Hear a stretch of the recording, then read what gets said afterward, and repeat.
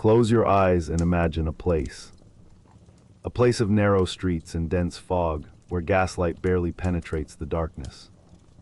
A place where poverty is not just a condition but a way of life, where survival is a daily struggle, where hope itself is a luxury most people cannot afford.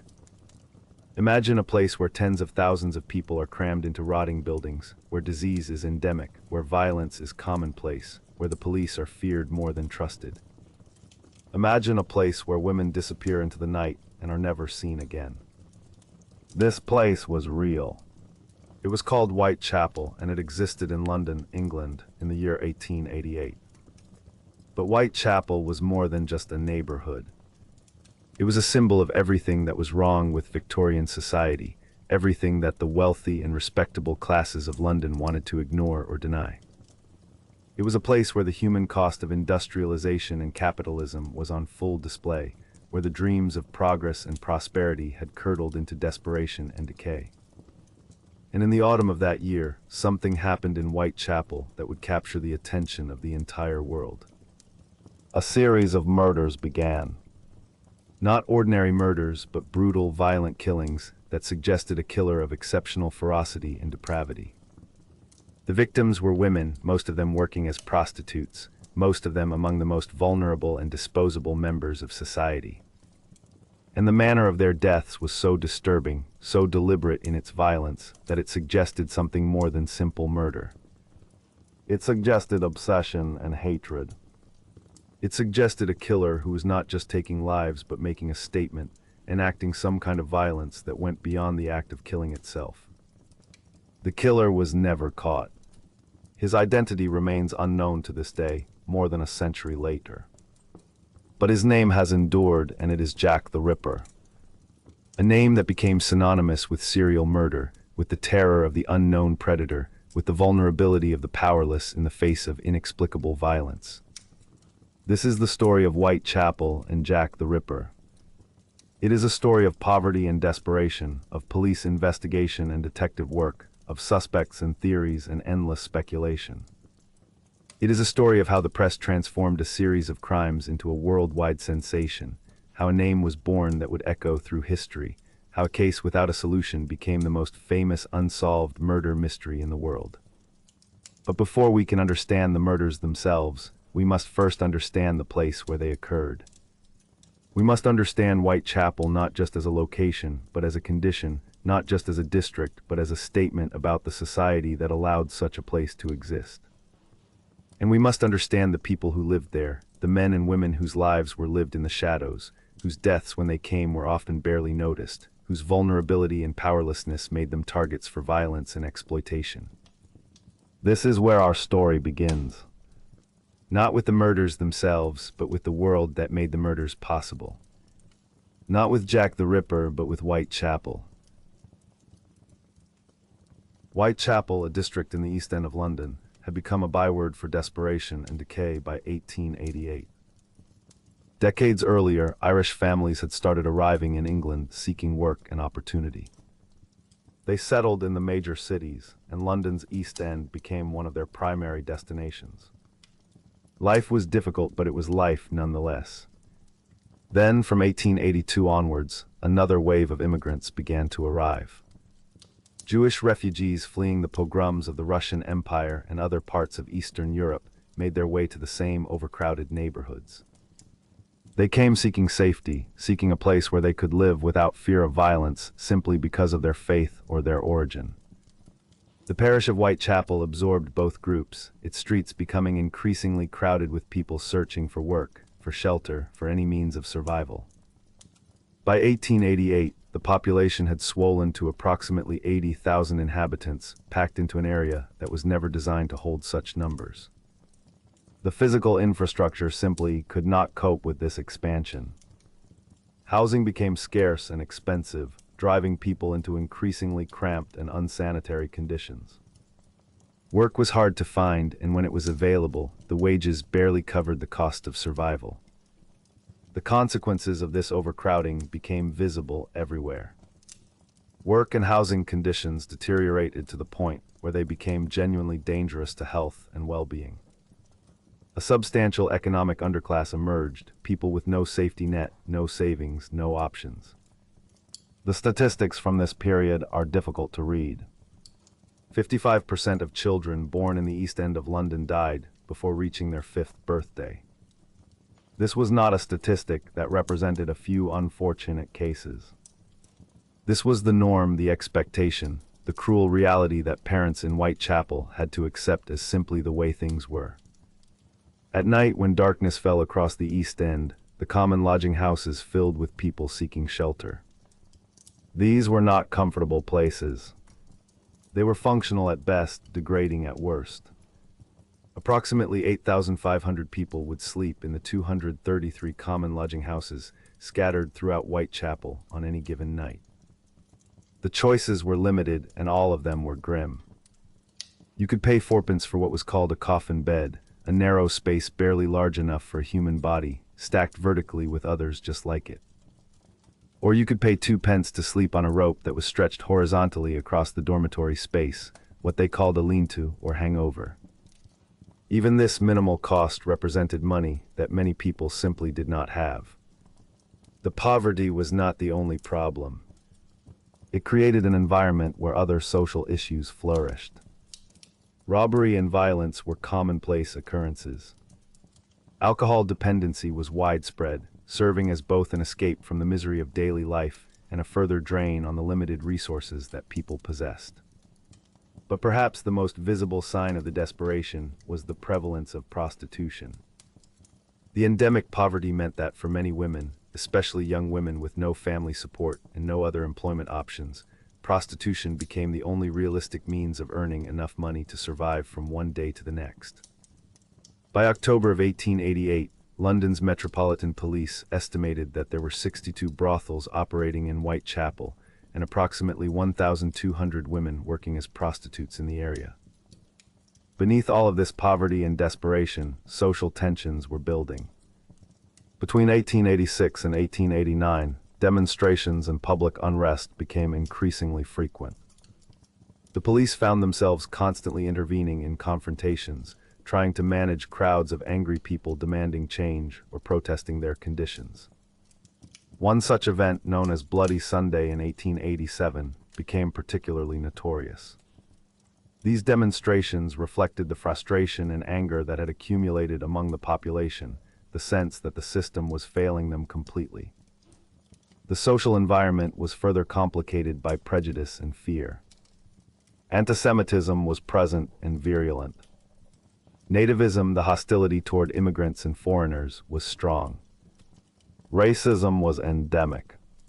The combination of these attitudes with the crime and social unrest and the visible severe deprivation created a particular kind of public perception. Whitechapel was becoming known not just as a poor area, but as a notorious den of immorality, a place to be avoided, a place where civilization seemed to have broken down entirely. The respectable middle and upper classes viewed it with a mixture of fear and disdain, a place to be avoided, a place where anything could happen. Then in 1888, something occurred that would cement Whitechapel's place in history and in the public imagination. A series of murders began, murders that were particularly vicious and disturbing in their nature. They were attributed to a figure who would become known as Jack the Ripper. The media coverage of these crimes was unlike anything that had come before. Newspapers published detailed accounts, speculated endlessly about the identity of the murderer, and used the murders to reinforce every negative stereotype about Whitechapel that already existed in the public mind. The murders became a sensation that overshadowed the actual conditions that had created the environment in which such crimes could occur. The poverty, the desperation, the lack of hope, these things became less important in the public consciousness than the sensational murders themselves. This was Whitechapel in 1888, a place of profound struggle, a place where human beings were trying to survive under conditions that would seem almost unimaginable to us now. It was a place where the structures that were supposed to support society had largely failed its most vulnerable inhabitants. It was a moment in history that would be remembered, though often for the wrong reasons. and the lessons it contained about poverty, desperation, and the failure of systems to protect the vulnerable would echo forward through the centuries. And so we arrive at the darkness that would define Whitechapel forever, the events that would overshadow everything else about the district and cement it in the public imagination as a place of unimaginable horror. The statistics alone tell part of the story, though they fail to capture the terror that gripped the streets. Between April of 1888 and February of 1891, police investigated 11 separate murders in the area, murders that became collectively known as the Whitechapel murders. But determining which of these killings were the work of a single perpetrator would prove to be extraordinarily difficult. There were so many attacks against women during this period, so much violence directed at the vulnerable population of female workers and residents, that uncertainty surrounded the entire case. 5 of these 11 murders, however, became known as the canonical 5, and these are the murders that most experts believe were committed by the same man, the figure who would become infamous as Jack the Ripper. The experts who studied these crimes identified a distinctive pattern, a particular way of killing that seemed to mark the work of one person. Deep wounds to the throat, severe cutting that would sever major blood vessels and render victims unable to call for help. Then came deliberate, calculated attacks to the body, cutting that was methodical and purposeful rather than frenzied. Internal organs were removed from several victims. The killer seemed to possess knowledge of anatomy, or at least a brutal familiarity with how to wound the human body. Faces were marked and disfigured in some cases, suggesting a killer consumed by hatred for his victims. And as the series continued, the violence escalated. Each murder seemed more brutal than the last, each victim subjected to greater degradation than the previous one. The murders occurred at night, always at night, and they clustered around weekends or the end of weeks, suggesting a pattern to the killer's movements and activities. The story of these murders begins with 2 victims who may or may not have been killed by the same person who committed the canonical 5. Emma Elizabeth Smith was attacked on the night of April 3, 1888, at approximately 1:30 in the morning on Osborne Street in Whitechapel. She was robbed and sexually assaulted and brutally injured. She developed a severe infection from her wounds and died the following day at London Hospital. She told police she had been attacked by 2 or 3 men, one of whom she described as a teenager. The press would later link this attack to the subsequent murders, but most experts attribute Smith's death to the general gang violence that was endemic to the East End, violence that had nothing to do with the Ripper case. Martha Tabram was murdered approximately 4 months later, on August 7, 1888, on a staircase landing in George Yard in Whitechapel. Her body bore 39 stab wounds distributed across her body. The wounds had been inflicted with a small blade, possibly a penknife, and nearly all of them had been made by a right-handed person.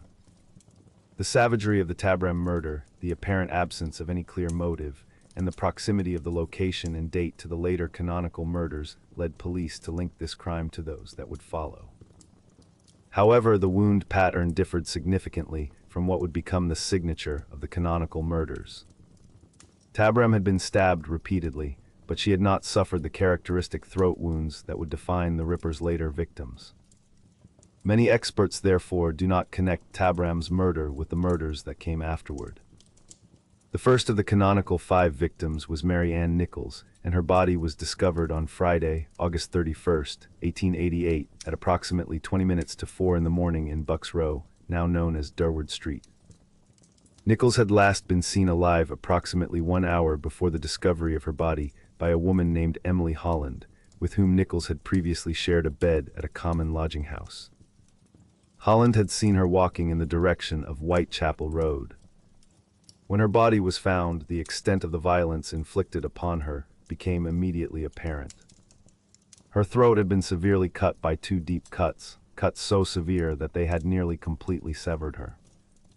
Her abdomen had been cut open, and wounds suggested the killer had worked with deliberation and knowledge of where to strike.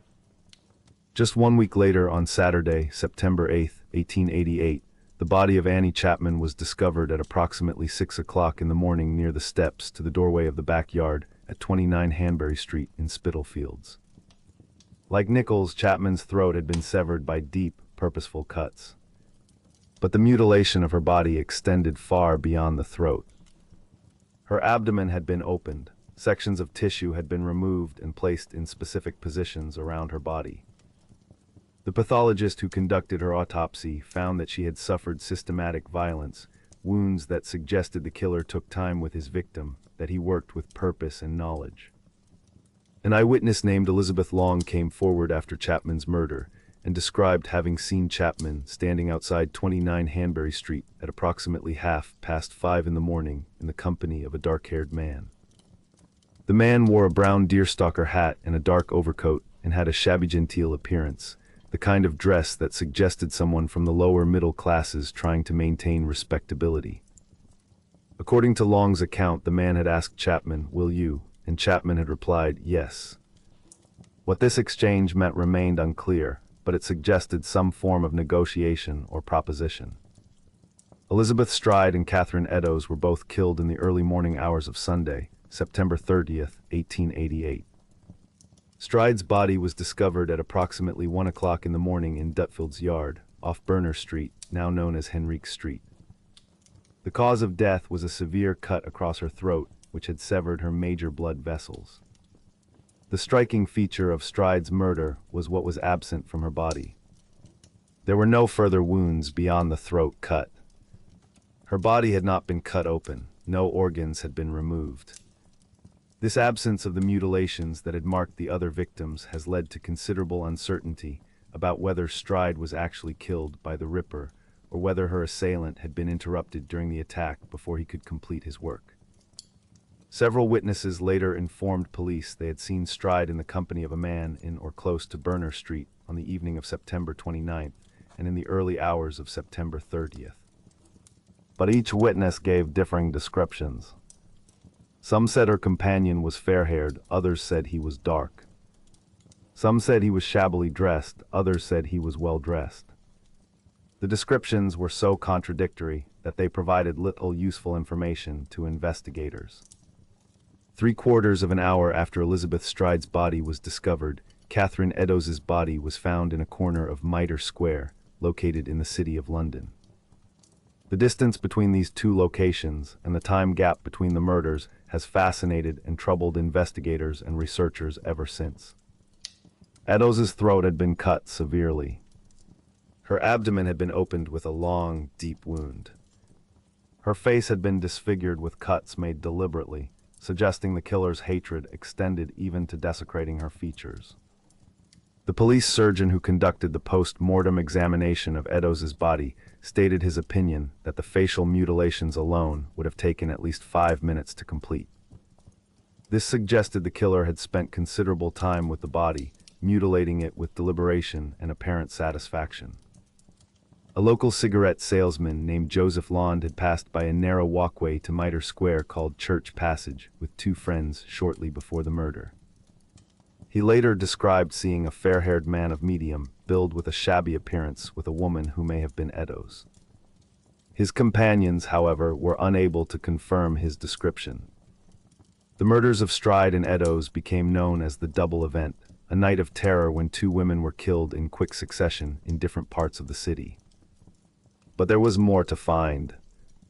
A section of Eddowes' bloodied apron was discovered at the entrance to a tenement in Galston Street at 2:55 in the morning. Directly above this piece of apron, a chalk inscription had been written on the wall. It read, "The Jews are the men that will not be blamed for nothing." The message appeared to implicate Jewish people in the murders. This graffito, as it became known, sparked immediate concern among the authorities.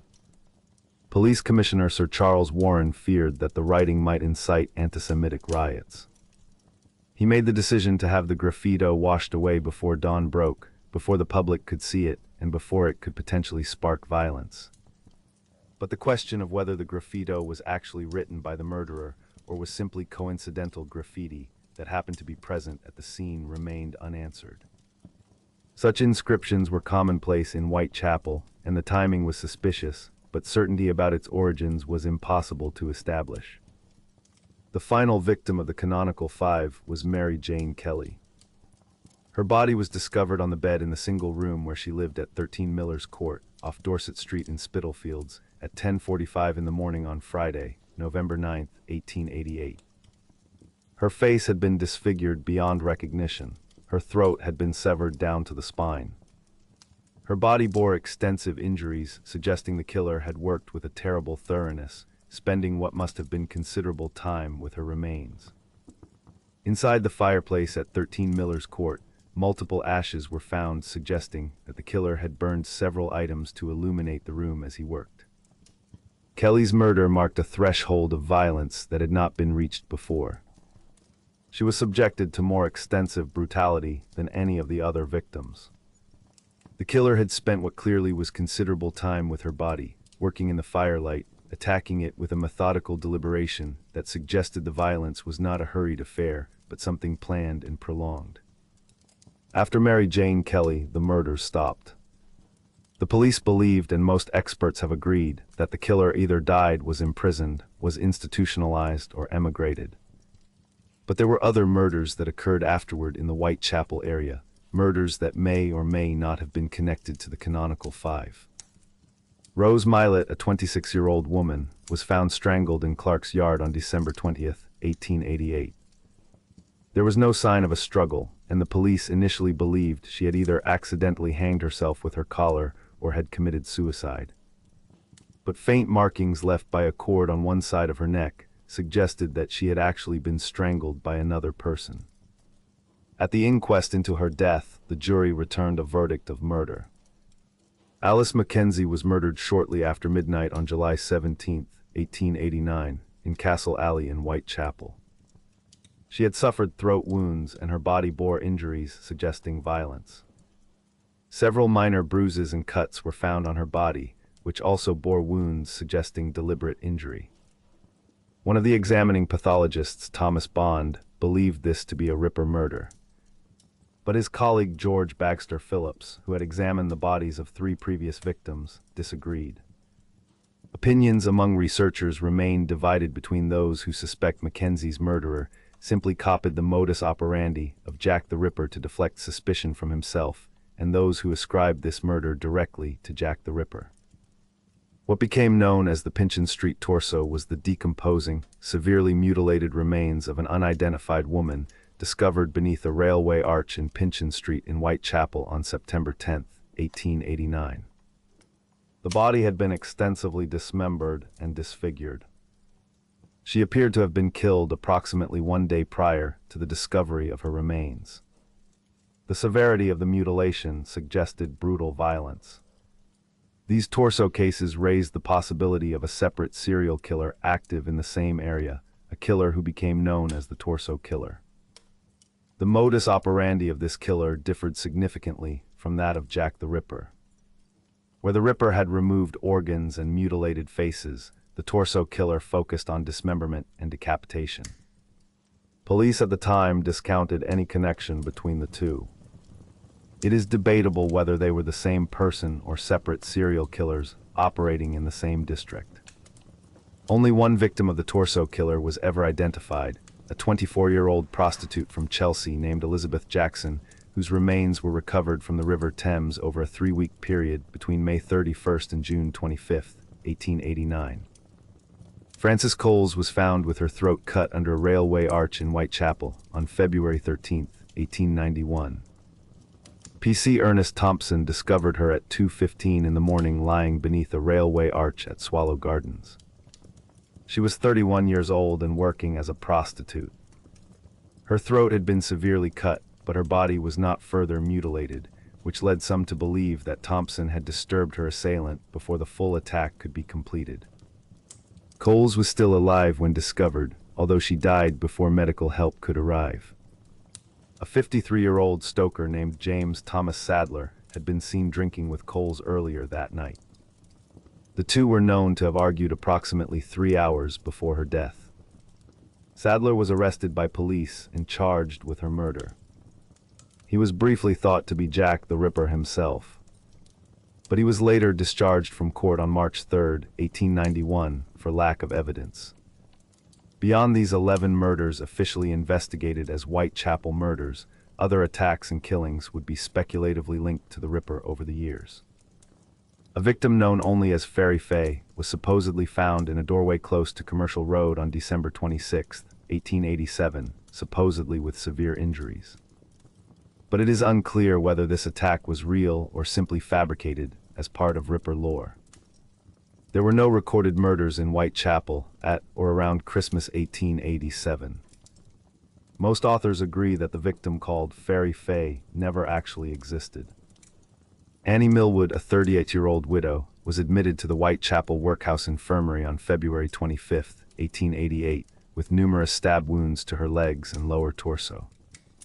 She informed staff she had been attacked with a clasp knife by an unknown man. She was later discharged but died from apparently natural causes on March 31st. Some later postulated Millwood to be the Ripper's first victim, although this attack cannot be definitively linked to the perpetrator. Ada Wilson, a young dressmaker, reportedly survived being stabbed twice in the neck with a clasp knife on March 28, 1888, on the doorstep of her home in Bow. She had been attacked by a man who had demanded money from her. Annie Farmer was another suspected precanonical victim.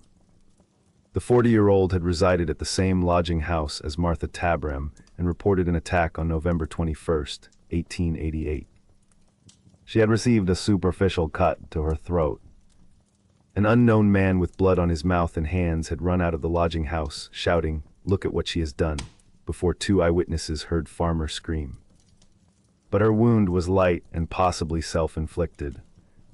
The Whitehall mystery was a term coined for the discovery of a severely mutilated torso of a woman on October 2, 1888, in the basement of the new Metropolitan Police headquarters being built in Whitehall.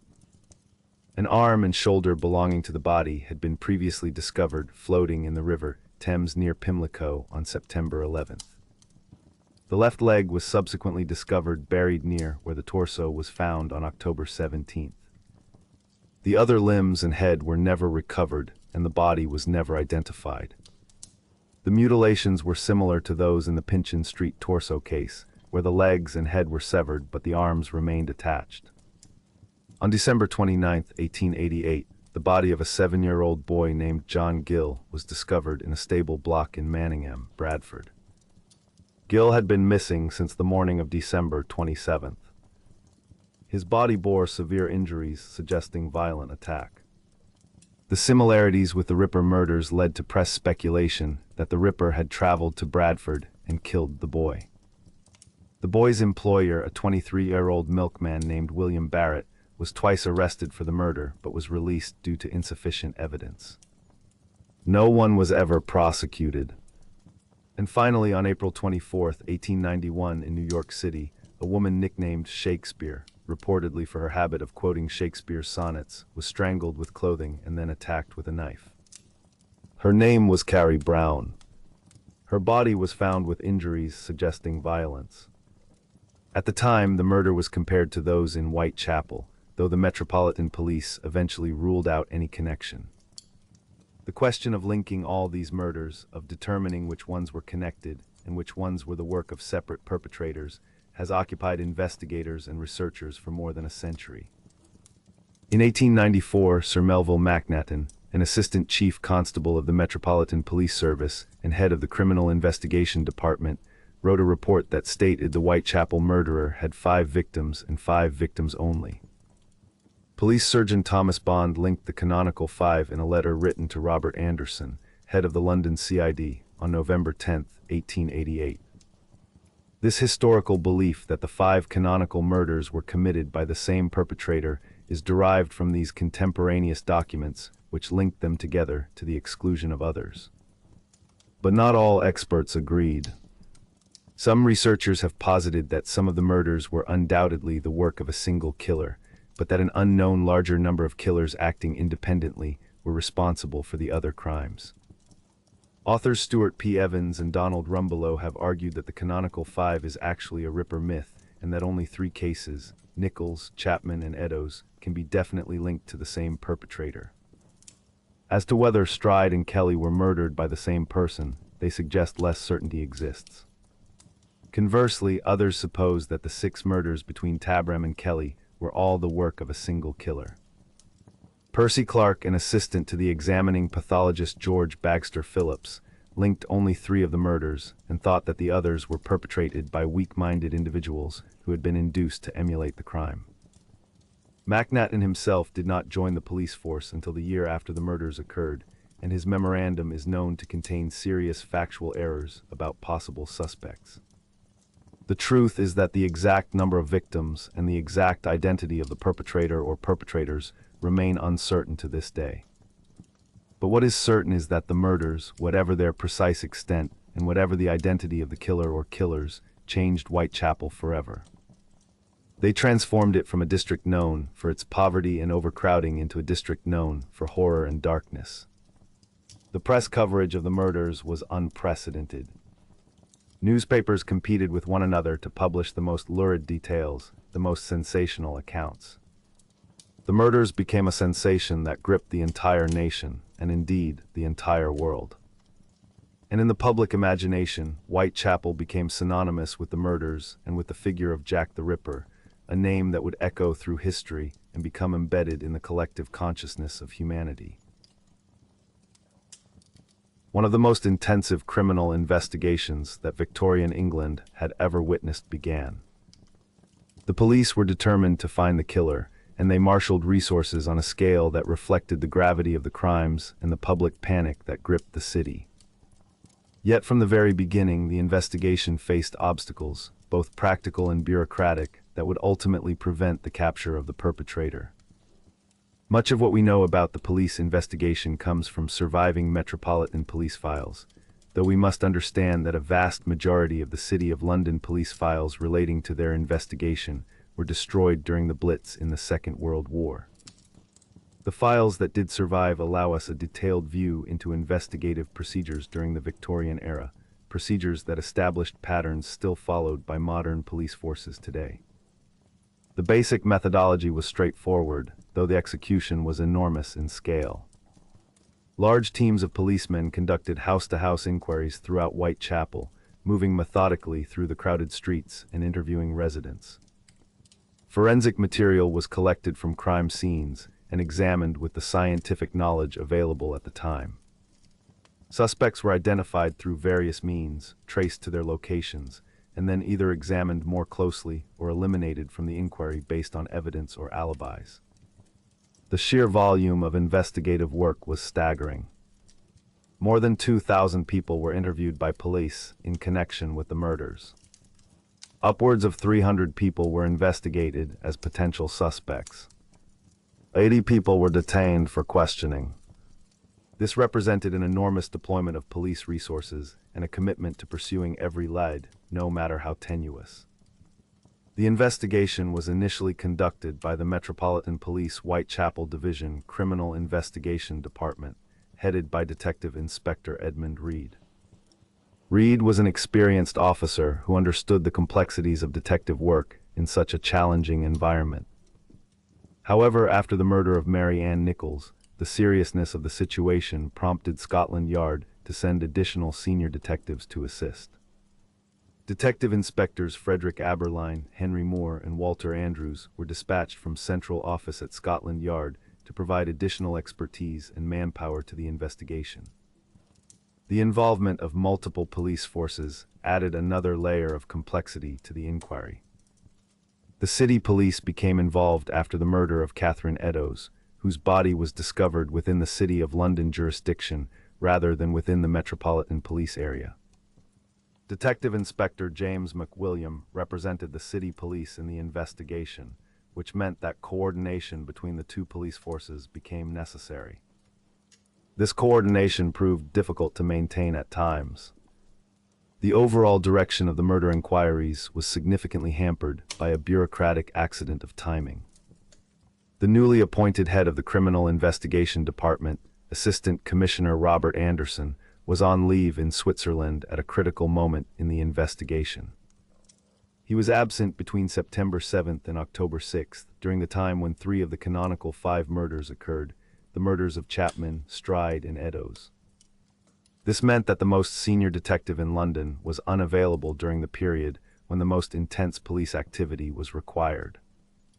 To address this vacuum in leadership, Colonel Sir Charles Warren, the Commissioner of the Metropolitan Police, made the decision to appoint Chief Inspector Donald Swanson to coordinate the entire inquiry from Scotland Yard. Swanson became the central figure responsible for directing the investigation, receiving reports from the various detective inspectors and attempting to synthesize the information flowing in from hundreds of interviews and investigations. One particular line of investigation received considerable attention from the police, driven partly by the nature of the injuries and partly by contemporary speculation. Butchers, slaughterers, surgeons, and physicians came under suspicion because of the manner in which the victims had been attacked. The precision of some of the wounds and the apparent knowledge of anatomy suggested to many observers that the killer possessed medical or anatomical knowledge. This suspicion extended to the practical craftsmen who dealt with animal bodies on a regular basis. A surviving note from Major Henry Smith, acting commissioner of the city police, indicates that the alibis of local butchers and slaughterers were investigated with considerable thoroughness. The result of this investigation was that all of them were eliminated from the inquiry, their alibis proven solid and their movements accounted for. A report from Inspector Swanson to the Home Office confirms that 76 butchers and slaughterers were visited as part of the investigation. The inquiry encompassed not just the proprietors of these establishments, but all their employees for the previous 6 months. This represented a massive undertaking, interviewing and investigating hundreds of men to establish their movements and verify their stories. Some contemporaneous figures, including Queen Victoria herself, thought the pattern of the murders indicated that the culprit was a butcher or perhaps a cattle drover working on one of the cattle boats that plied regularly between London and mainland Europe. Whitechapel was close to the London docks, and such boats usually docked on Thursday or Friday and departed on Saturday or Sunday. The thinking was that such a person would have access to weapons and knowledge of anatomy, would be accustomed to bloodshed and violence, and would have the ability to move between locations and potentially escape the country. Police investigators examined the cattle boats with this theory in mind, checking manifests and interviewing crew members. But when the dates of the murders were analyzed against the movements of the boats, no correlation emerged. The dates of the murders did not coincide with a single boat's movements. The theory that a crewman might have transferred between boats and thus been present in London for multiple murders was also ruled out. The investigation, despite its scale and intensity, was producing few solid leads and no arrests. This failure to apprehend the killer bred frustration among the public and among local residents of Whitechapel. In September of 1888, a group of volunteer citizens in London's East End took matters partially into their own hands. They formed what became known as the Whitechapel Vigilance Committee. The committee was driven partly by dissatisfaction with the failure of police to apprehend the perpetrator and partly by concern among some members that the murders were affecting businesses in the area. The presence of a serial killer terrorizing the streets was not good for commerce, and some merchants and property owners felt compelled to take action. The committee patrolled the streets at night looking for suspicious characters, attempting to provide a visible presence that might either deter the killer or allow them to intervene if another attack occurred. They petitioned the government to raise the reward for information, leading to the arrest of the killer. And they offered their own reward of £50 for information leading to his capture. In modern currency, accounting for inflation, this reward would have been worth somewhere between £5,900 and £86,000 in 2021, depending on which method of calculation was used. For a working-class community like Whitechapel, this represented a substantial sum of money. The committee also hired private detectives to question witnesses independently, conducting their own investigation parallel to that of the official police. This private investigation added another dimension to the search for the killer, though it also created potential for confusion and duplication of effort. The failure of the police to capture the killer reinforced attitudes held by radicals and critics that the police force was inept and badly managed. A political cartoon by John Tenniel published in Punch magazine on September 22, 1888, illustrated this sentiment perfectly. The cartoon, titled Blind Man's Buff, depicted a blindfolded policeman with arms outstretched, surrounded by shadowy criminal figures. The message was clear: the police were blundering about in the dark, unable to see or capture the criminal they sought. As weeks turned into months and the killer remained at large, this perception of police incompetence grew stronger. By the end of October, with the murders continuing and the investigation yielding no results, Robert Anderson took a different approach. He asked Police Surgeon Thomas Bond to provide his professional opinion on the nature of the murderer's skills and knowledge. Bond was asked to assess the extent of the murderer's surgical skill and knowledge based on the injuries he observed. Bond's response was remarkable because it represents the earliest surviving example of what would later be called criminal profiling, a technique that would not become formalized until many decades later.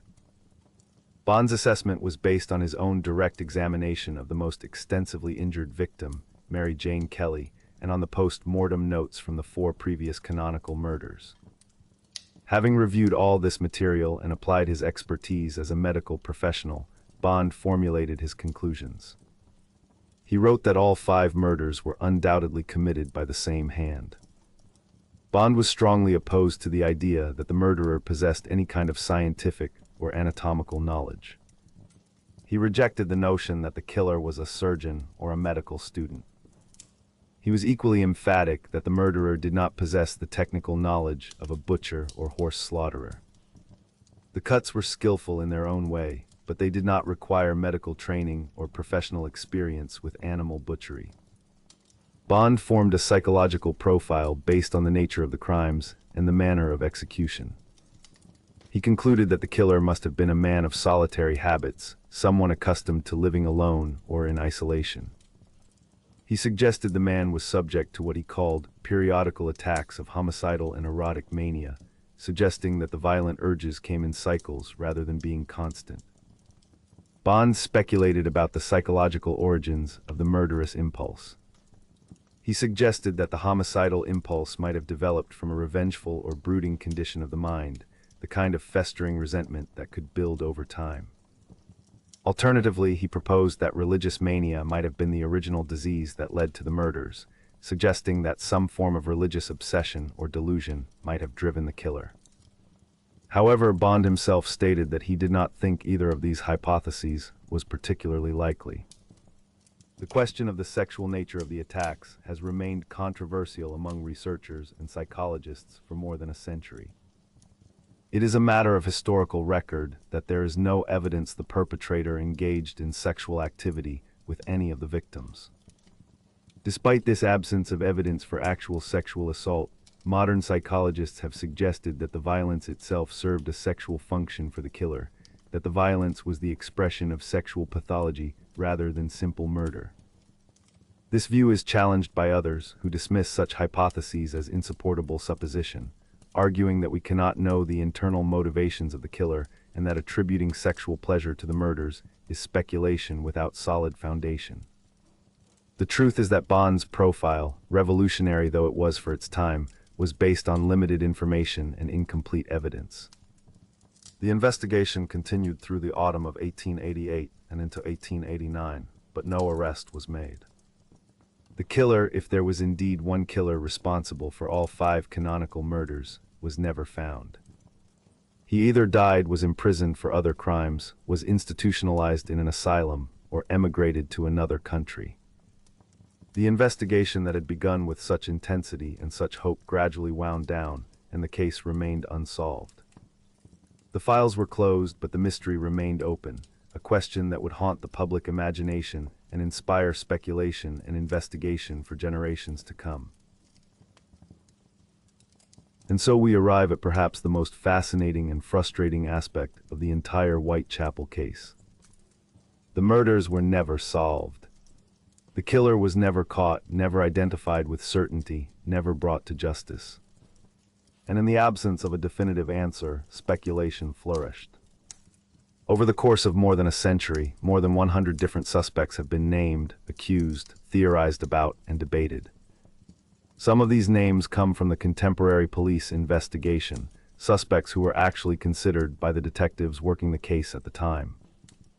Others have been proposed by authors, historians, and researchers in the decades and centuries that followed, theories built on fragmentary evidence and circumstantial connections.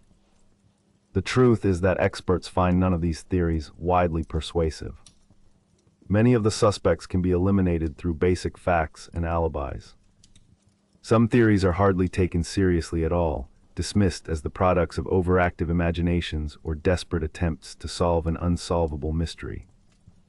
Yet the speculation persists, perhaps because the case is so compelling, so dark, so resistant to resolution. During the actual police investigation, several men were regarded as strong suspects, though none were ever formally charged. One of the most intriguing was a man named George Chapman, born Surin Antonovich Klasowski in Congress, Poland. Chapman emigrated to the United Kingdom sometime between 1887 and 1888, arriving just before the Whitechapel murders began. At the time of the murders, he was living in Whitechapel itself, working as a barber under the assumed name Ludwig Schlossky. Later in his life, Chapman would adopt the surname Chapman and would become known as the Borough Poisoner. Between 1893 and 1894, he successively poisoned 3 of his wives. He was hanged for these crimes in 1903. According to some accounts, Detective Inspector Frederick Aberline, one of the most senior detectives involved in the investigation, considered Chapman his favored suspect in the Ripper case. The Pall Mall Gazette reported that Aberline suspected Chapman even after his conviction for the poisonings. However, there is a significant problem with the theory that Chapman was Jack the Ripper. Chapman killed his 3 wives using poison, not knives. Serial killers do not typically make such a drastic change in their method of killing. While it is not unheard of for a murderer to shift from one modus operandi to another, it is uncommon enough that many experts doubt Chapman was responsible for the Ripper murders. Another contemporary suspect was Montague John Droot, a Dorset-born barrister who worked as an assistant schoolmaster in Blackheath, London. Droot was dismissed from his teaching position shortly before his death in 1888. He subsequently drowned himself in the River Thames. His decomposed body was found floating in the water near Chiswick on December 31, 1888, just weeks after the last canonical Ripper murder. Some modern authors have suggested that Droot was dismissed because he was homosexual, and that this discovery and rejection drove him to take his own life. However, both his mother and his grandmother suffered from serious mental health problems, and it is possible that Droot was dismissed because he himself suffered from an underlying hereditary psychiatric illness. He was described as being sexually insane, and members of his family apparently suspected him of being the Ripper. His death shortly after the last canonical murder led Assistant Chief Constable Sir Melville Macnaghten to name him as a suspect in a memorandum written in February of 1894. However, Macnaghten made a significant error in this memorandum.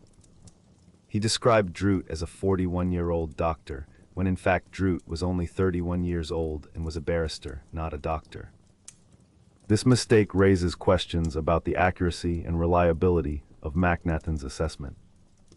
Moreover, on September 1st, the day after the first canonical murder, Droot was in Dorset playing cricket.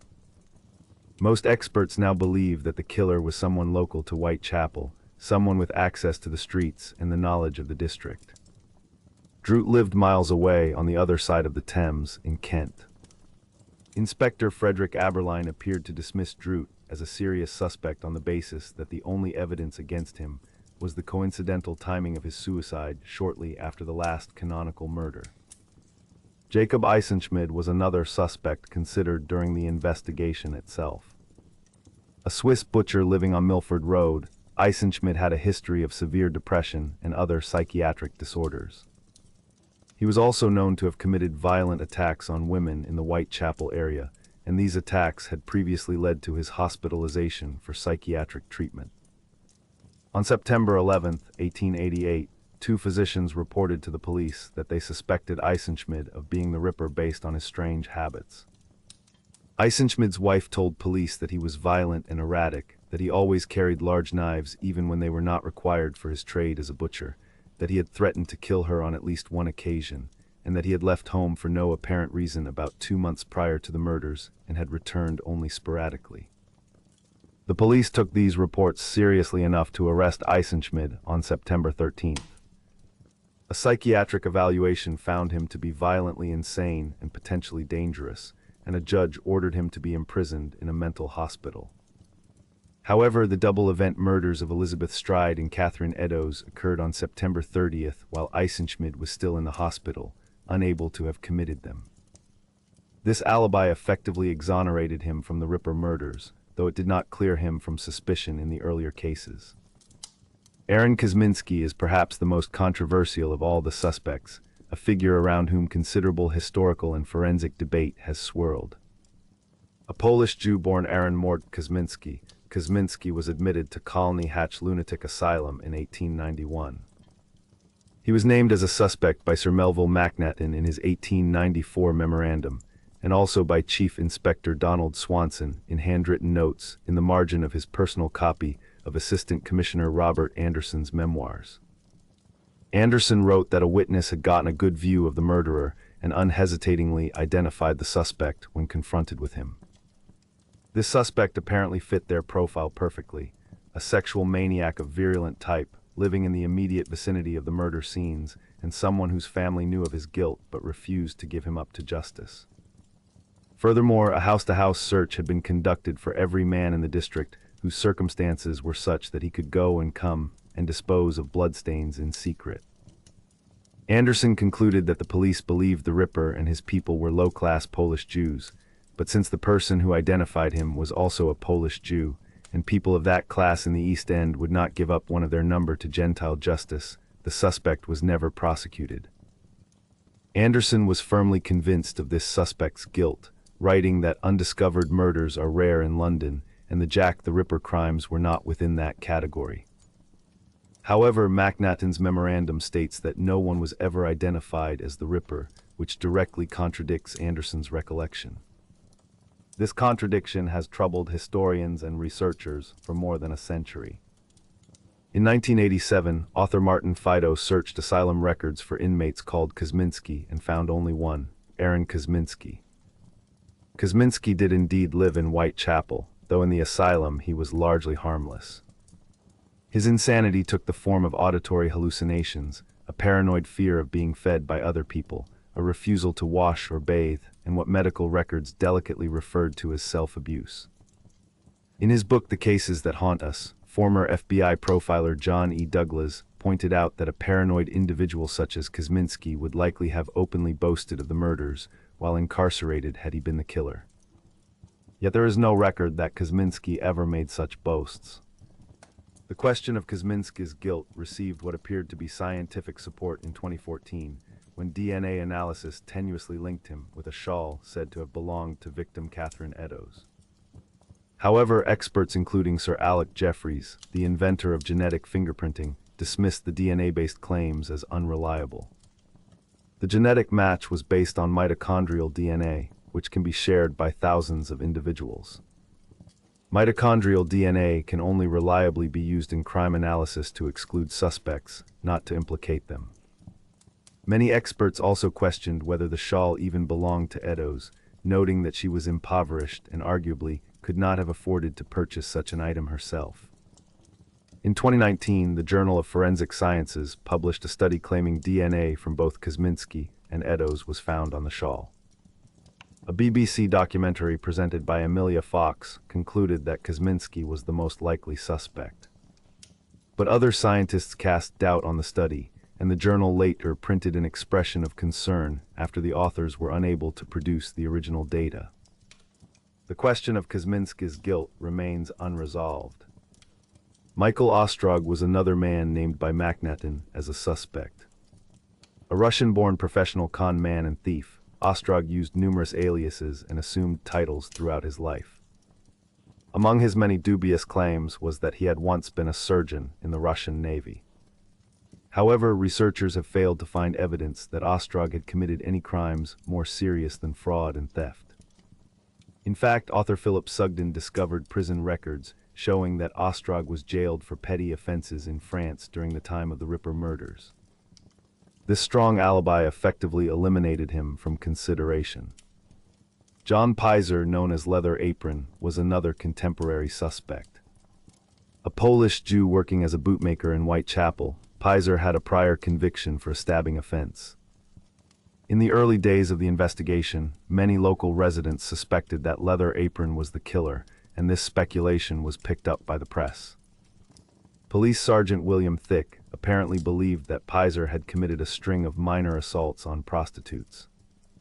After the murders of Mary Ann Nichols and Annie Chapman in late August and early September 1888, Thick arrested Pizer on September 10th. However, the investigating inspector at the time reported that there was no evidence whatsoever against him. Pizer was cleared of suspicion when it turned out that he had alibis for 2 of the murders. He was staying with relatives at the time of one murder, and he was talking with a police officer while watching a spectacular fire at the London docks at the time of another. It became apparent that Thick and Pizer had known each other for years, and Pizer implied that his arrest was based on personal animosity rather than on any solid evidence.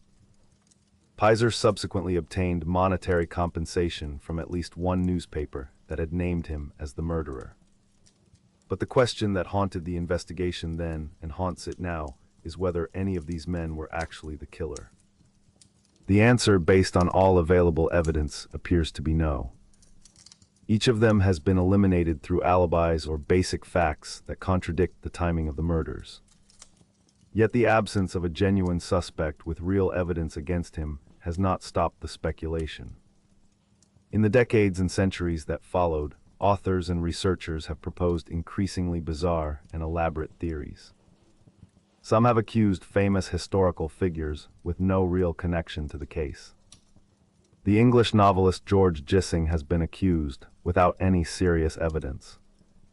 Even the British Prime Minister William Ewart Gladstone has been named in various theories, a suggestion that is almost too absurd to merit serious consideration. In 1970, an article by Dr. Thomas Stowell in The Criminologist revealed his suspicion that Prince Albert Victor, Duke of Clarence and Avondale, had committed the murders after being driven mad by syphilis. The suggestion was widely dismissed, as Prince Albert Victor had strong alibis for the murders, and it is highly unlikely that he suffered from syphilis. Stowell later denied that he had implied Albert Victor was the Ripper, and he died just days after the publication of his article. His son subsequently reported that he had burned his father's papers. Nevertheless, conspiracy theorists elaborated on the supposed involvement of Prince Albert Victor in the murders, claiming that he had secretly married a Catholic shop assistant, had a daughter with her, and that Queen Victoria, the Prime Minister Lord Salisbury, his Freemason friends, and the Metropolitan Police had conspired to murder anyone aware of this secret child. Most facts contradict this elaborate theory, and its originator later retracted it and admitted to the press that it was a hoax. Another theory that has attracted considerable attention involves the artist Walter Sickert.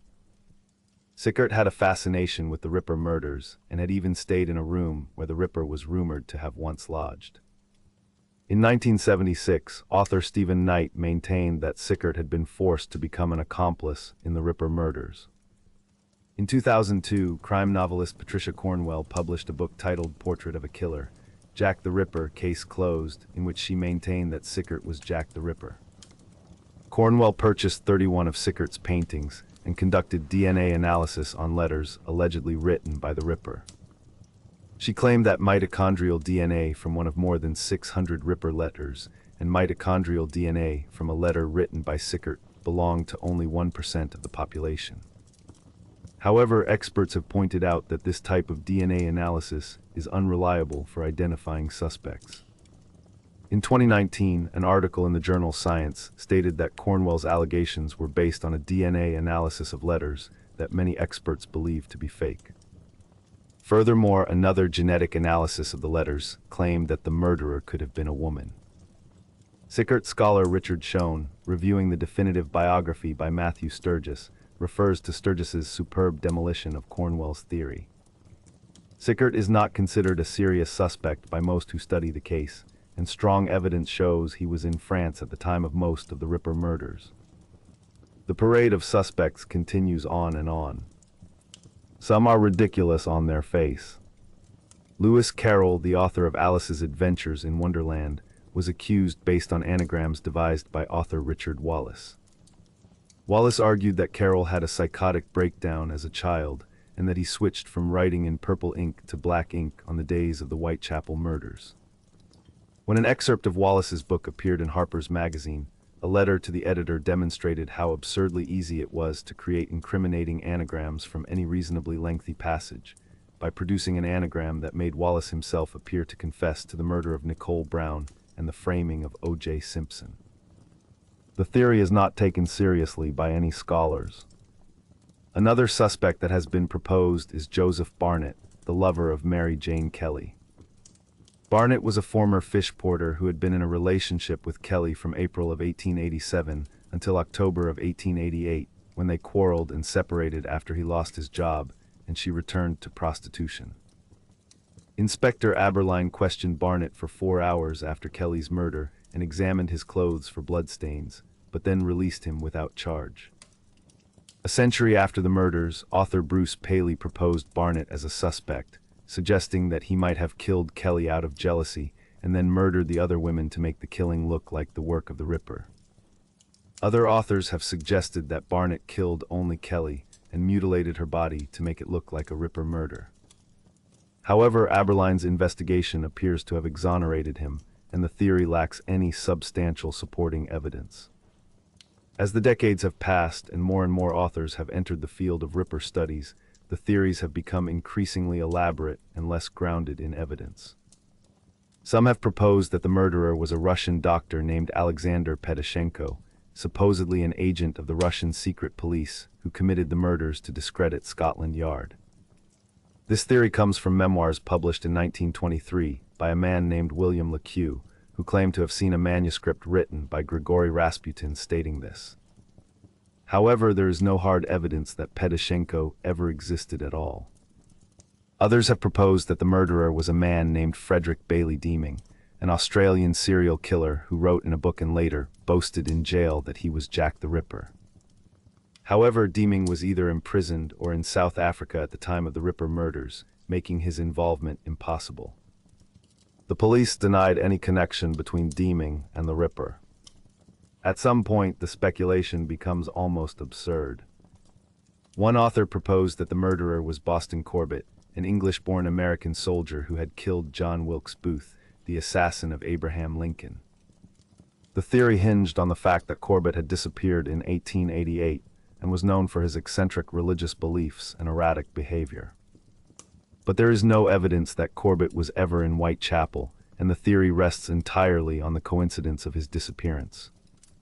The truth is that without a body of solid evidence, without contemporary documents that identify the killer with certainty, speculation can flourish forever. Every suspect has weaknesses. Every theory has gaps. Every accusation, no matter how elaborate and well-reasoned it might initially seem, ultimately rests on circumstantial evidence and educated guesses.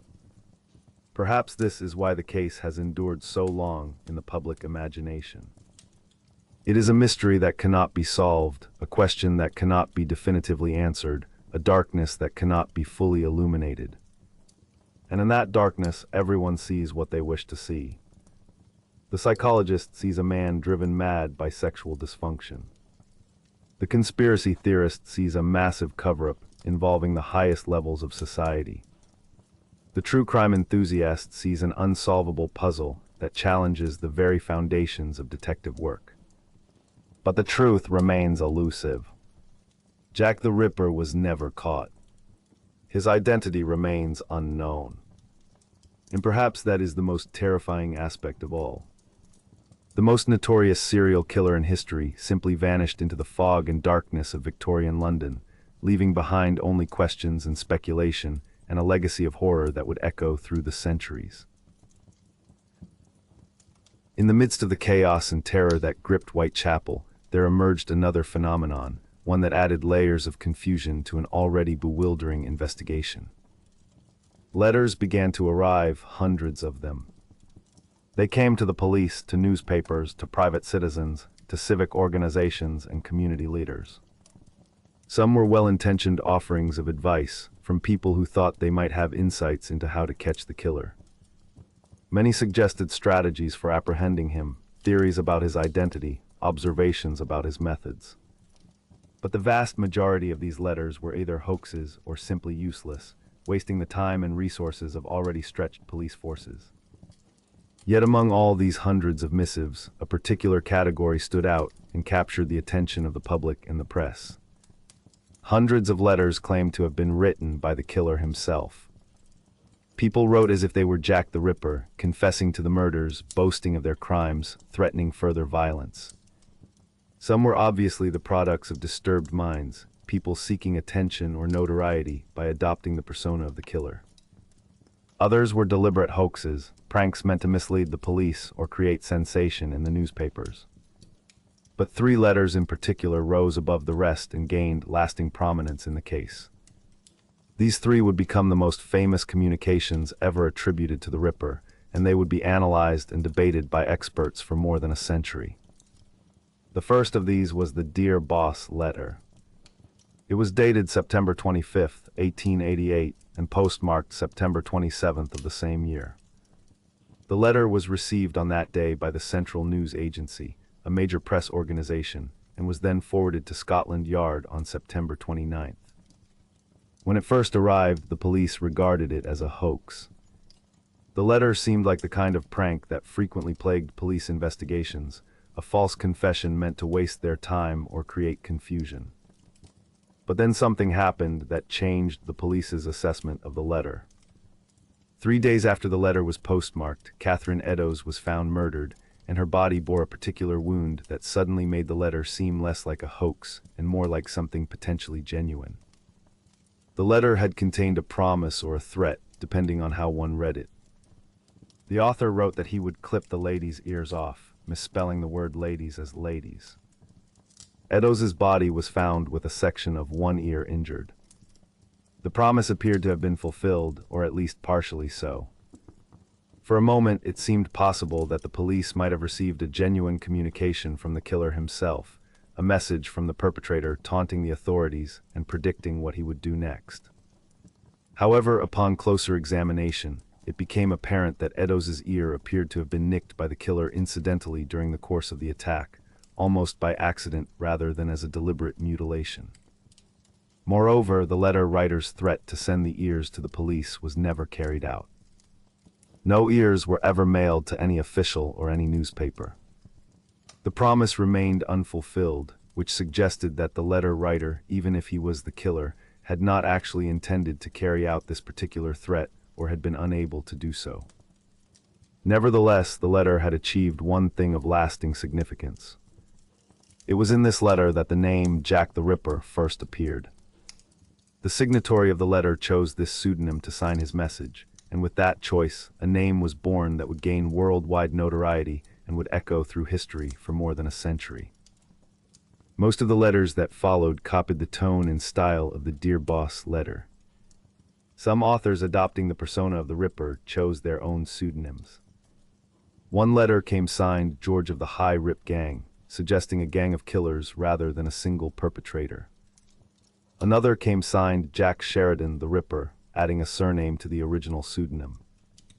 The effect was that the original Dear Boss letter spawned a wave of imitations, a flood of letters claiming to be from the Ripper, but almost certainly written by people seeking attention or attempting to mislead the authorities. Some sources claim that another letter, dated September 17, 1888, was actually the first to use the name Jack the Ripper. However, most experts believe that this earlier letter was a fake, inserted into the police records sometime in the 20th century by someone seeking to rewrite history or claim a prior discovery. The authentic first use of the name appears to have been in the Dear Boss letter dated September 25th.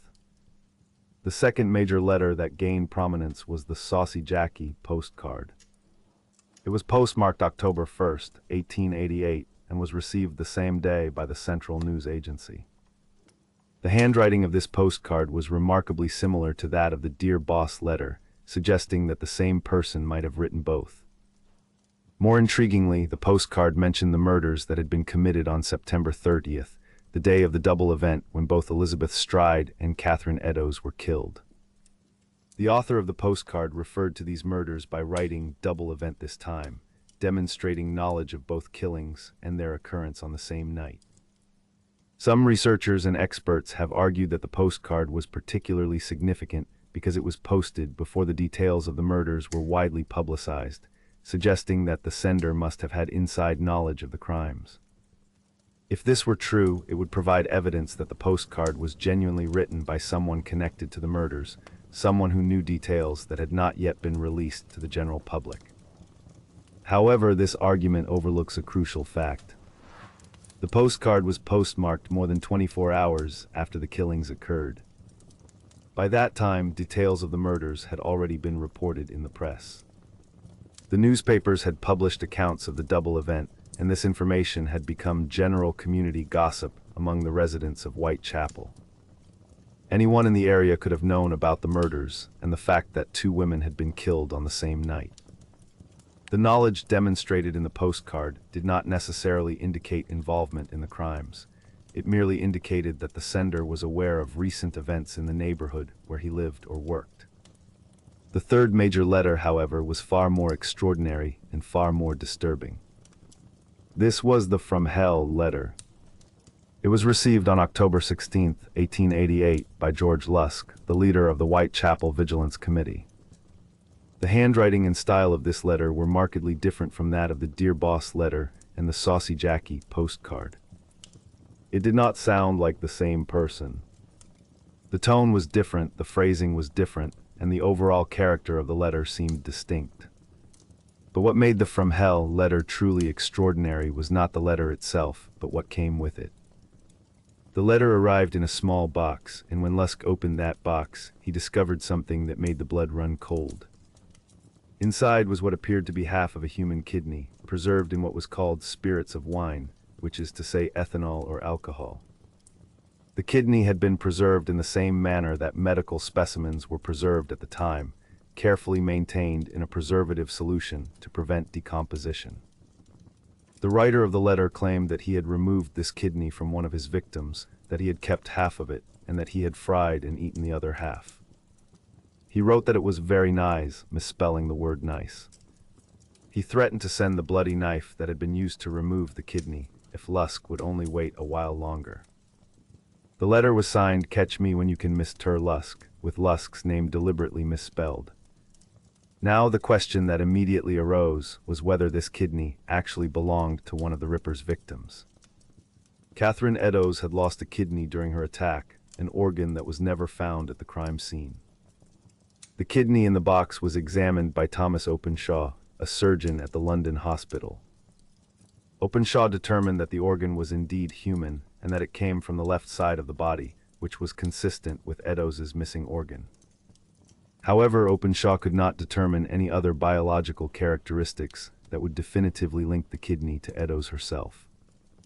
He could not determine the age of the victim, the medical history, or any unique characteristics that would prove beyond doubt that this was Eddowes' kidney. Contrary to false newspaper reports at the time, which claimed that Openshaw had confirmed the kidney came from Eddowes, Openshaw himself never made such a definitive statement. There remained, then, considerable disagreement about the kidney. Some experts contended that it genuinely belonged to Eddowes and represented actual physical evidence from a crime scene, a genuine artifact from the killer himself. Others argued that the kidney was a macabre practical joke, that it had been obtained from a butcher or a medical school, and had been sent by someone seeking to create sensation and terror. The debate has never been conclusively resolved. Openshaw himself subsequently received a letter also signed Jack the Ripper, though whether it was from the same person who had sent the kidney letter or from a copycat seeking to capitalize on the fame of the previous letter remained unclear. The police took these letters seriously enough to take action, though their actions were ultimately ineffective. Scotland Yard published facsimiles of the Dear Boss letter and the postcard on October 3, 1888. The police hoped that by releasing images of the handwriting to the public, a member of the public would recognize the distinctive writing and come forward with information about the sender's identity. Commissioner Charles Warren explained his reasoning in a letter to Godfrey Lushington, the permanent Undersecretary of State for the Home Department. Warren wrote that he thought the whole thing was a hoax, but that, of course, the police were bound to try to ascertain the identity of the writer in any case. Even if the letters were false, even if they had been written by a crank or a journalist seeking publicity, the police still had to investigate every possibility, no matter how unlikely or how time-consuming the investigation might be. However, Warren's skepticism about the letters' authenticity appears to have been shared by at least some members of the press. On October 7, 1888, George R. Sims, a writer for the Sunday newspaper The Referee, published an article that implied scathingly that the letter had been written by a journalist rather than by the killer. Sims suggested that the purpose of the letter was to hurl the circulation of a newspaper sky high, to generate sensation and boost sales by creating the impression that a notorious serial killer was personally communicating with the press. It was the kind of stunt that would not have been unthinkable in the sensationalistic journalism of the Victorian era, a publicity scheme designed to increase readership and increase profit. Sims's suspicion appears to have had merit. Police officials later claimed to have identified a specific journalist as the author of both the Dear Boss letter and the postcard. In a letter dated September 23, 1913, Chief Inspector John Littlechild wrote to George R. Sims naming a journalist called Tom Bullen as the probable author of the letters. More dramatically, a journalist named Fred Best reportedly confessed in 1931, more than 4 decades after the letters were written, that he and a colleague at the Star newspaper had written the letters signed Jack the Ripper to heighten interest in the murders and to keep the business alive. They had deliberately created communications from the supposed killer in order to maintain public interest in the case, to keep the story in the newspapers and in people's minds. It was a calculated scheme to manufacture sensation out of genuine horror. And it worked. The letters, whether genuine or hoaxes, captured the public imagination. The name Jack the Ripper became iconic. The pseudonym attached itself to the killer, and in the popular consciousness he became Jack the Ripper, the man with a name drawn from the letters that may never have been written by him at all. The letters represented something unique about the Whitechapel murders and the era in which they occurred.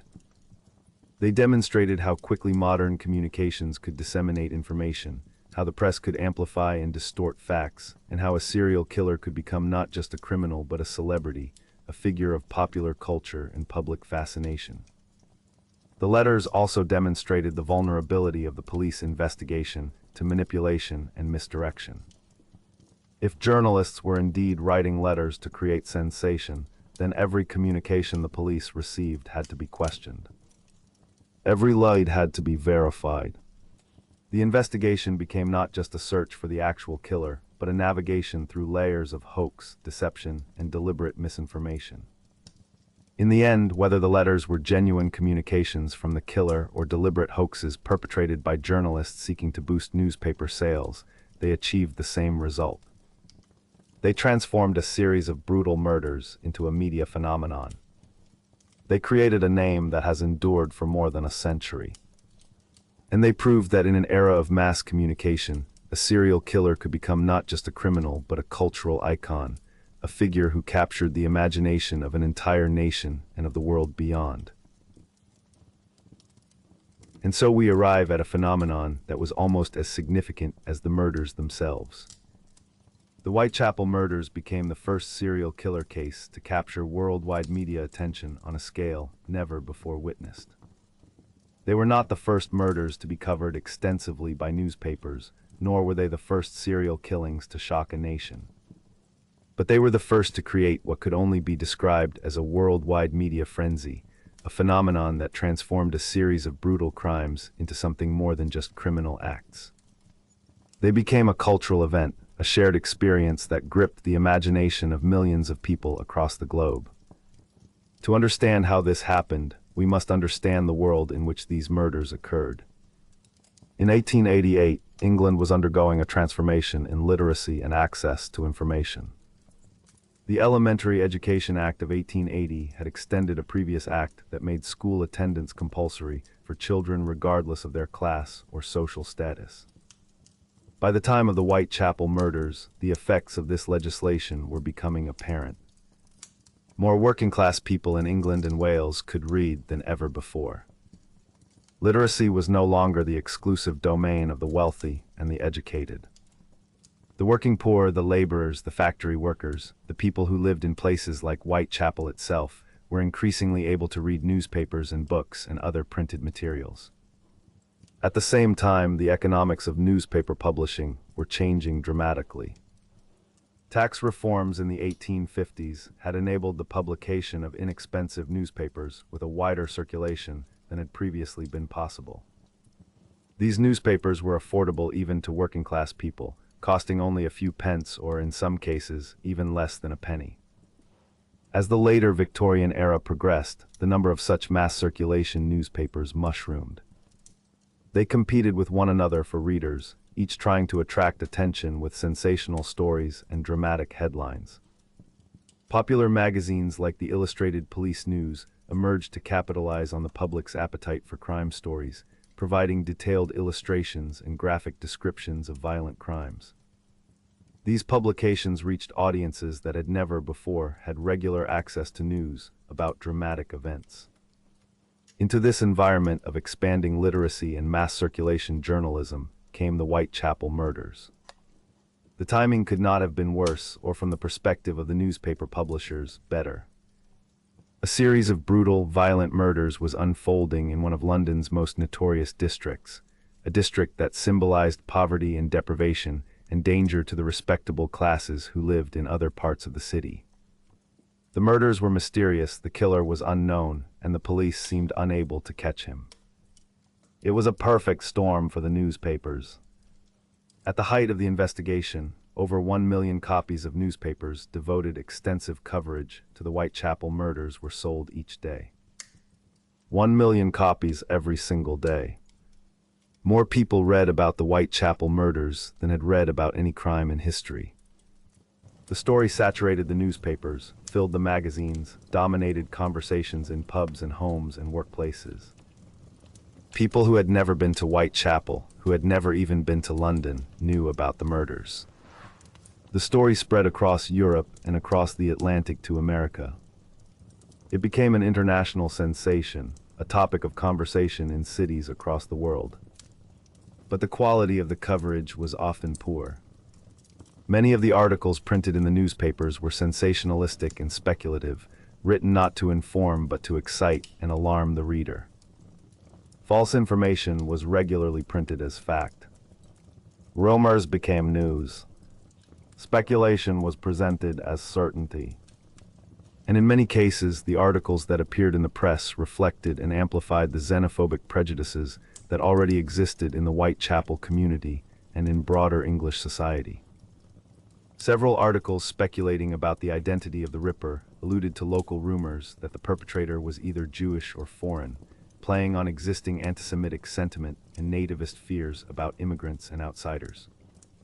The newspapers, in their eagerness to sensationalize and speculate, became vehicles for prejudice and misinformation. In early September, just 6 days after the murder of Mary Ann Nichols, the Manchester Guardian reported that the police were directing their attention to a notorious character known as Leather Apron. The report suggested that the police possessed information that they were keeping secret from the public, information that pointed toward this mysterious figure as the likely perpetrator. Journalists working for the various newspapers were frustrated by the unwillingness of the Criminal Investigation Department to reveal details of their investigation to the public. The police maintained operational secrecy, withholding information that they believed might compromise the investigation or alert the killer to the direction of their inquiries. But this secrecy frustrated the journalists, who found themselves unable to report on the actual details of the police investigation.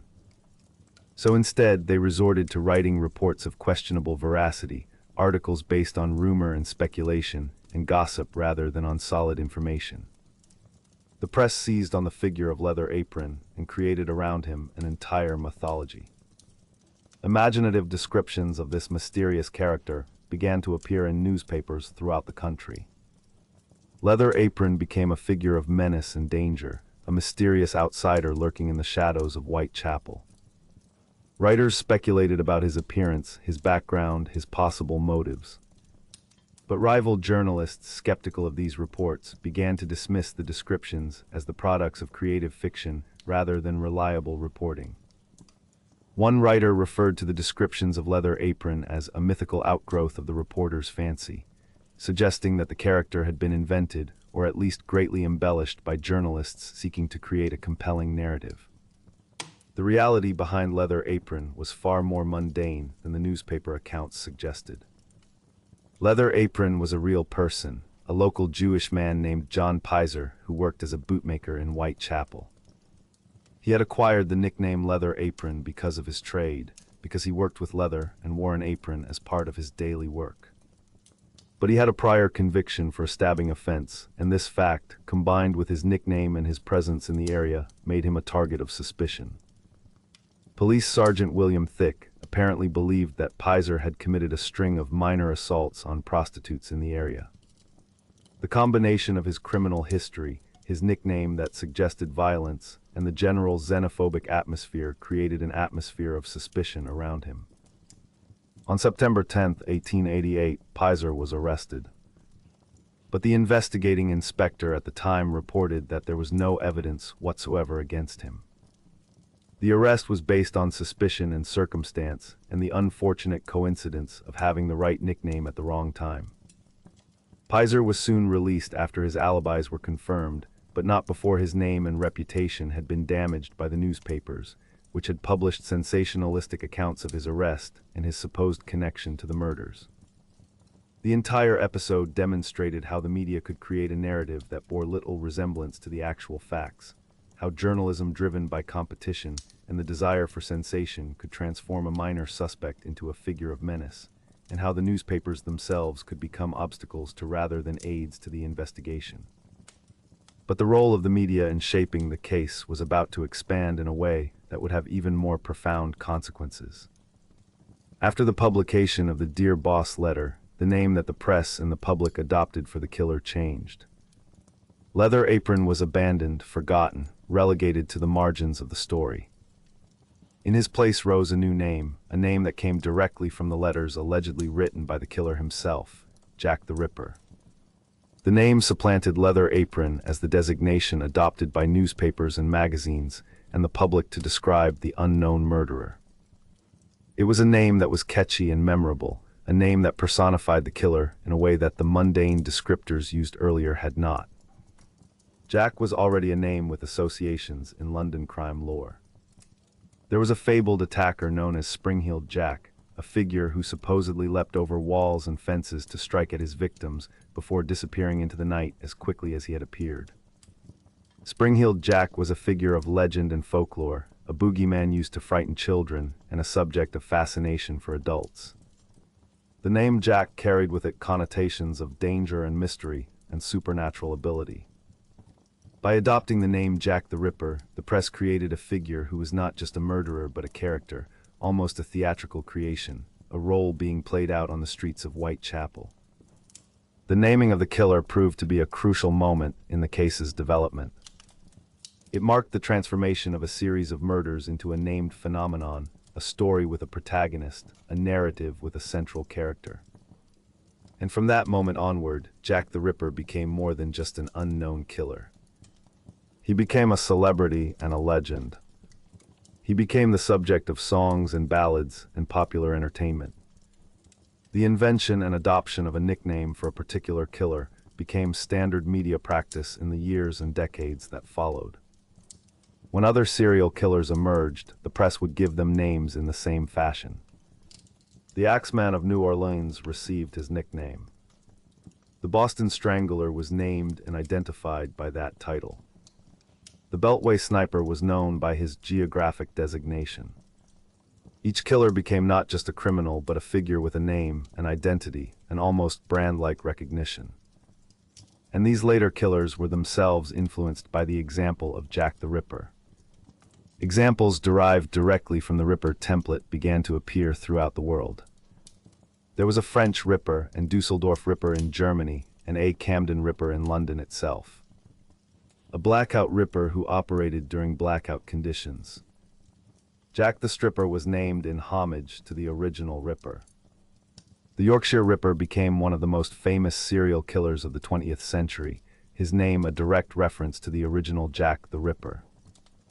And there was the Rostov Ripper, operating in Russia, yet another killer who adopted the Ripper template for his own notoriety. Jack the Ripper had created a template, a model, a pattern that would be replicated again and again in the decades to come. Serial killers would receive names, would become celebrities, would be the subject of intense media scrutiny and public fascination.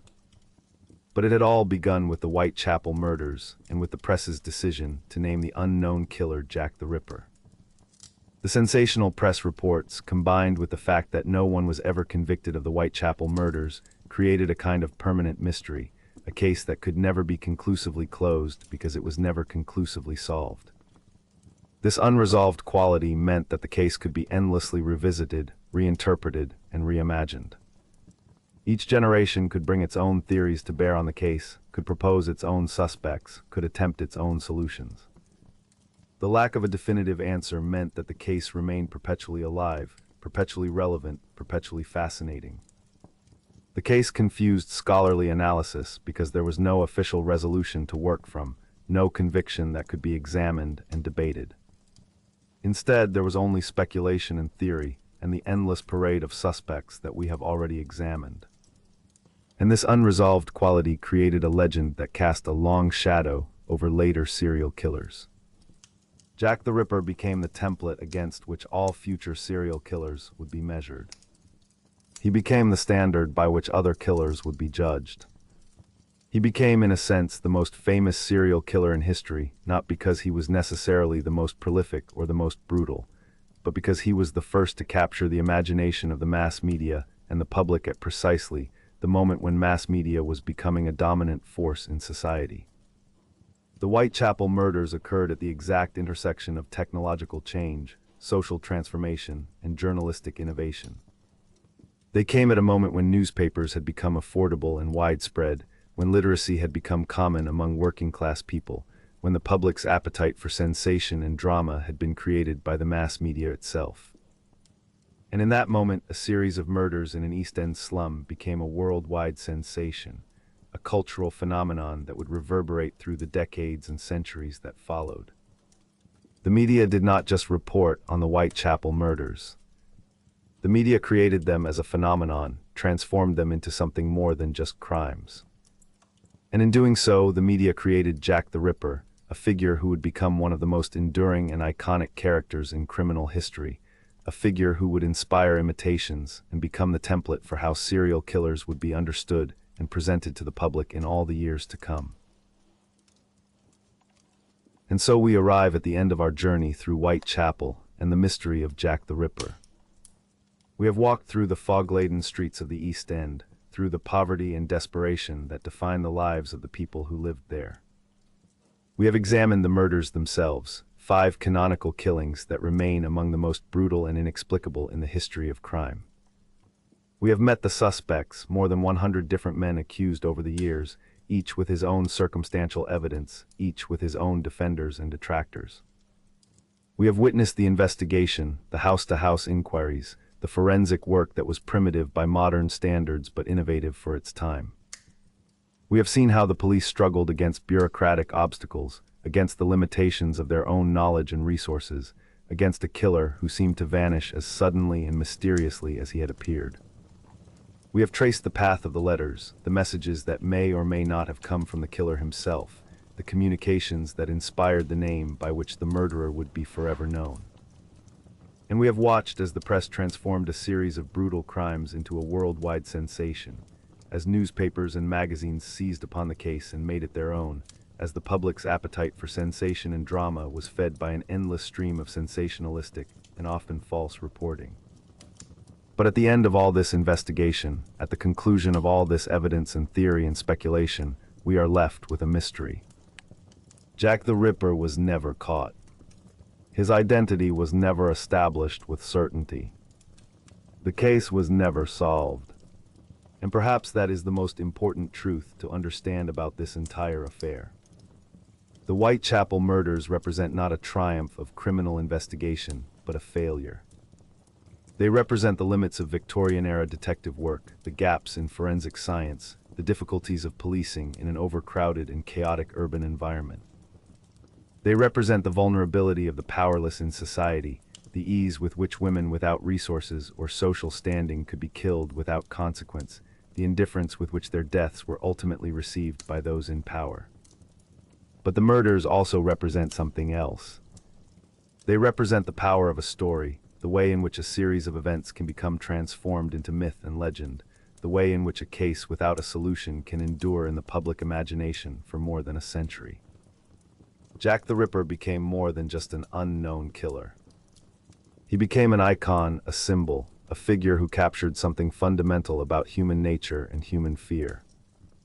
He became the first serial killer to achieve worldwide fame, and in doing so, he created a template that would be repeated again and again in the years and centuries to come. The question of who Jack the Ripper was will probably never be definitively answered. The evidence is too fragmentary, too contaminated by time and by the actions of previous investigators. The suspects are too numerous and too varied in their plausibility. The case has been examined and re-examined so many times that it is difficult to separate fact from speculation, evidence from theory. But perhaps that does not matter as much as we might think. The importance of the Whitechapel murders is not in solving them, but in understanding what they tell us about the society in which they occurred, about the vulnerability of the poor and the powerless, about the role of the media in shaping public perception and creating legend. The murders occurred in a place of desperate poverty and human suffering. They occurred at a moment when the press was becoming a dominant force in society, when mass communication was beginning to shape how people understood the world. They occurred in the context of a city that was rapidly transforming, that was struggling to accommodate waves of immigration, that was trying to balance the needs of a growing population against the limitations of its infrastructure and resources. And they created a mystery that has endured for more than a century because it speaks to something fundamental about human nature. The fear of the unknown predator. The terror of random violence. The vulnerability of those without power or protection. The questions about what drives a man to commit such acts, what darkness dwells in the human psyche, what circumstances or predispositions or traumas might combine to create a killer. These are questions that remain unanswered not just in the case of Jack the Ripper, but in countless cases before and since. And perhaps that is why we continue to be fascinated by this case, why we continue to speculate about the identity of the killer, why we continue to revisit Whitechapel and the murders that made it infamous. Because in studying Jack the Ripper, we are studying ourselves. We are examining our own capacity for violence, our own fears, our own fascination with darkness and danger and the unknown. We are confronting the reality that society is not as ordered and rational as we would like to believe, that evil can exist among us, that the most vulnerable members of society are often the least protected. The fog that descended on Whitechapel in 1888 has long since lifted. The district is no longer the epicenter of poverty and deprivation that it once was. The streets have been rebuilt, the population has changed, the conditions that once made Whitechapel notorious have been ameliorated, at least in some measure. But the shadow of Jack the Ripper remains. It hangs over the district like a ghost, a reminder of the horrors that occurred there, a marker of a moment in history when a series of brutal murders captured the imagination of the world. And it serves as a reminder that we should never forget the people whose lives were lived in the shadows, whose deaths when they came were often barely noticed, whose vulnerability and powerlessness made them targets for violence and exploitation. The women who died in Whitechapel were not celebrities or people of importance or individuals who were mourned by society at large. They were working-class women, many of them immigrants, many of them engaged in survival sex work because they had no other options. They were the people that society had failed, the people that the system had abandoned, the people whose deaths were ultimately less important than the mystery of who had killed them. And perhaps that is the most important lesson that the Whitechapel murders have to teach us. Not about the identity of a killer or the techniques of criminal investigation or the role of the media in shaping public perception, though all of these are important. but about the fundamental indifference of society to the suffering of its most vulnerable members, about the way in which power and resources and protection are distributed unequally, about the reality that for those at the bottom of the social hierarchy, danger and violence and death are omnipresent threats against which they have little defense. The fog of Whitechapel has lifted, but the questions remain. And perhaps that is fitting. Perhaps a case without a solution is more valuable as a historical document and as a moral lesson than a case that has been neatly solved and filed away. It forces us to confront uncomfortable truths about society, about justice, about the human capacity for both good and evil. It reminds us that the past is not truly past, that the injustices and vulnerabilities of the Victorian era are not entirely foreign to our own time, that the questions raised by the Whitechapel murders remain relevant and pressing more than a century later. Jack the Ripper may never be identified. But in studying his crimes, in walking through the streets of Whitechapel, in understanding the context in which he operated, we can perhaps come to understand something important about ourselves and about the society we have created. And maybe, just maybe, that understanding can be the first step toward creating a world in which the vulnerable are better protected, in which the powerless have more voice and agency, in which the kinds of conditions that made Whitechapel notorious in 1888 are not simply replicated in different forms in our own time. That is the true legacy of Jack the Ripper and the Whitechapel murders. Not a mystery unsolved, but a mirror held up to society, reflecting back to us the consequences of our choices, the results of our indifference, the cost of allowing certain members of our communities to be treated as disposable and unworthy of protection. And it is a legacy that demands not just our fascination, but our reflection and our commitment to creating something better.